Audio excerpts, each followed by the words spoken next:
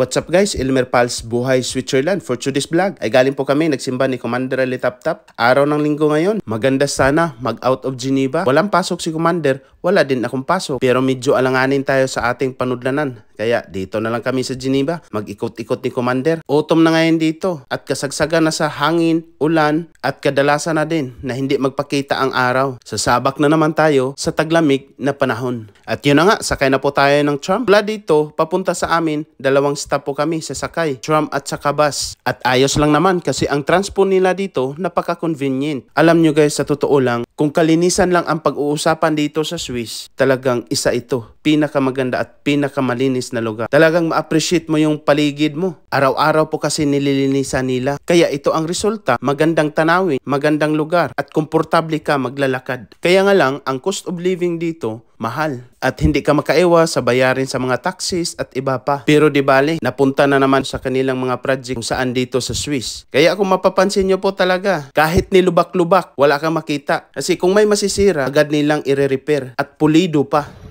Dan, dito na tayo sa Chapel, sa bahay, no? Marami namang mga bus na dumaan sa amin mismong sa tapat, pero kaya nga lang ang napili namin is yung 3 kasi siya ang unang dumating at 3 minutes lang po inaantay namin. At ayos lang naman, mula sa bus stop papunta sa amin 2 minutes lang, lalakarin. Pagdating dito sa bahay, agad-agad pinainit ko na yung pinalambot naming karne. Prepare na din kami ng gulay. At kaninang umaga pa lang, pagising namin, nagluto na kasi kami at nagpalambot ng karne. Para pag uwi namin, diretso na kainan, lagyan na lang ng gulay, ba ayos? Dinamihan ko ng gulay, nandito ang sustansya, importante sa ating katawan. Kumbaga ay gawin nating balanse ang mga kinakain natin araw-araw. Kuluan lang natin ng konti at maya-mayay, lamuta ka na, baby. Sarap ito kasi may mais. Mais tayo ngayon. Nakabili pala si Commander kahapon ng mais. At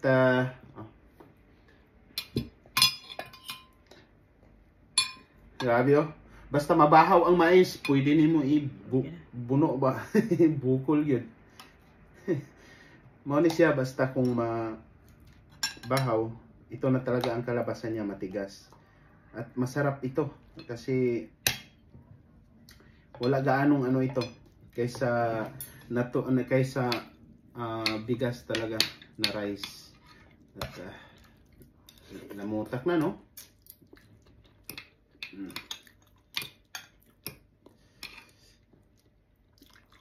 Yes. Bukas lang ang gawa natin ng pandesal kasi linggo. Siyempre bigyan din natin ng pagkakataon. Hindi naman po tayo laging gawa ng pandesal at maghahanap ng pera. Bigyan din natin ang oras ng Panginoon. Linggo ngayon dito sa amin. So, siyempre nagpasalamat ata sa grasya, no? Na ata sa atong atubangan. Dali, mga unta.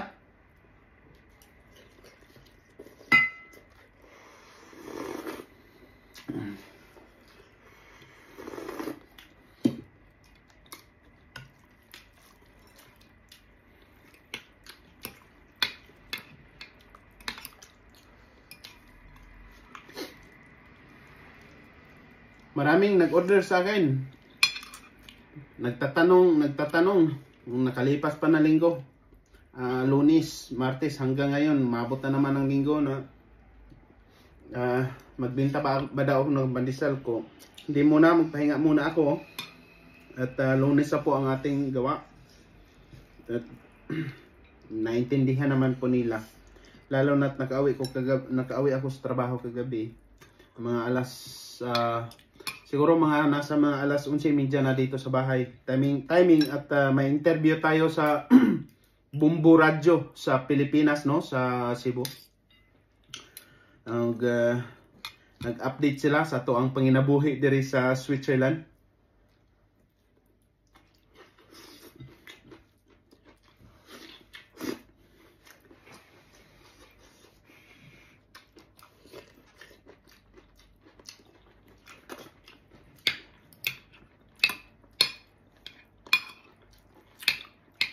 Wah, lambot dito.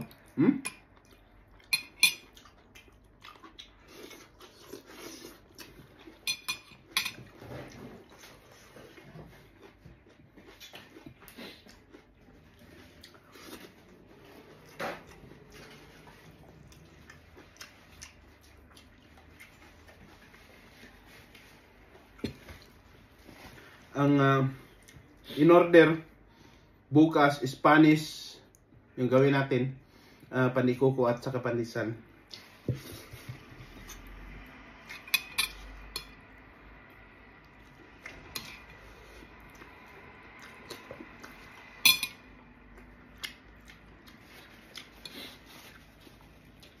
Ulit? Mm.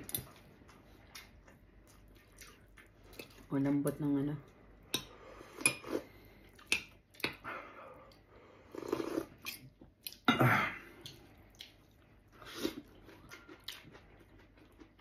Ba, sobrang lambot, no? No?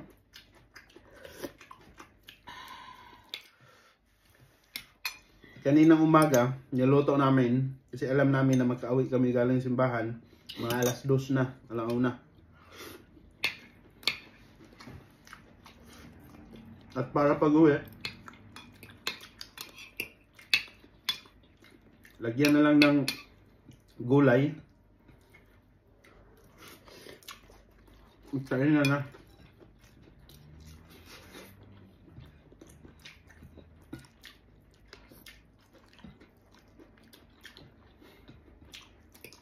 Teknik tirada mo.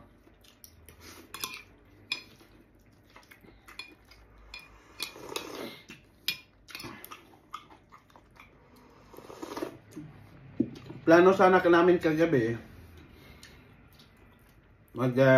kakain sa labas. Kung sabi namin magluto na lang tayo, mahustuhan pa tayo sa ating ulam kaysa ang equivalent na nito, no? Kung doon tayo sa labas kumain, makagastos na tayo ng mga almost pinakaminos na yung mga 50, 60 sa mga simpleng restaurant lang yun, ha?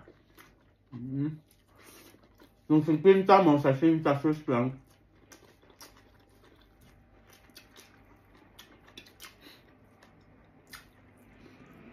kung ibili mo ng pagkain na karne, ulam, ilang bisis na yun lulutuin. So makasave tayo. Ganon lang.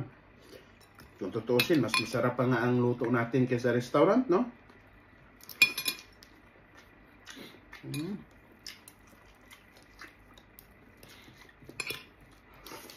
Ang binabayaran lang natin sa restaurant yung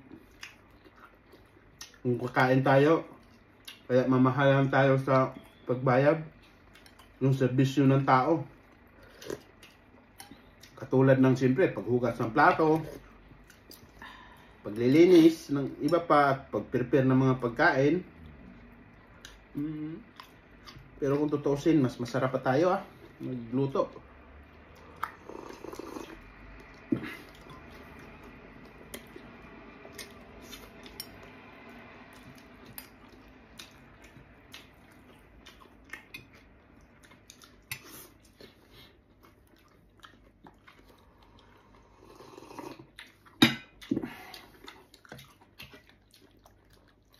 Sinigang style kasi ito eh. Yan, masarap.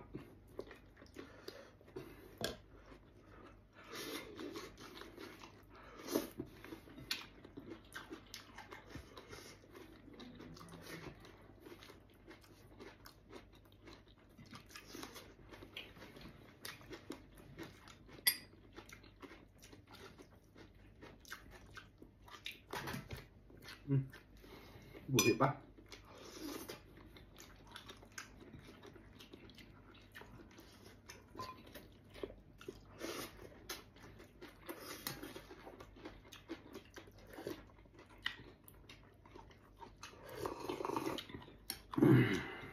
Salamat mo.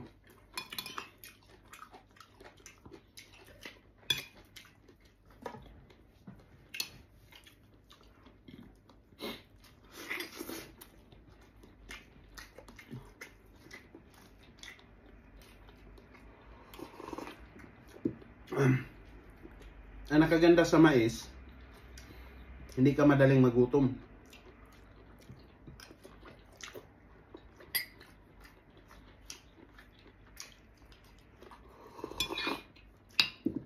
Solido ang kanyang busog. At saka minus din ang insulin niya.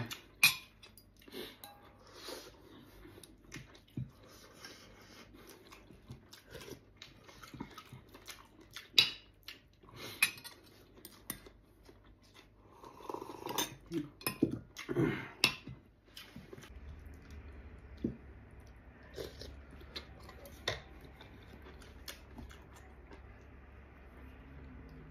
kanin.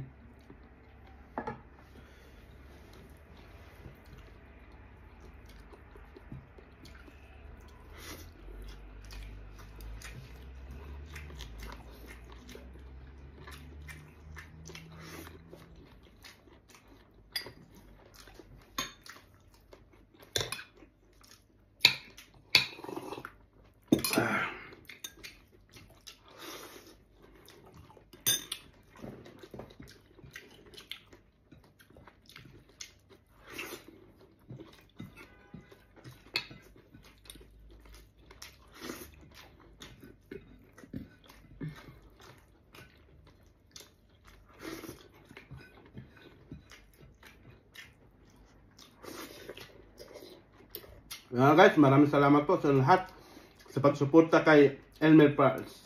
Hanggang sa muli, mabuhay po ang lahat.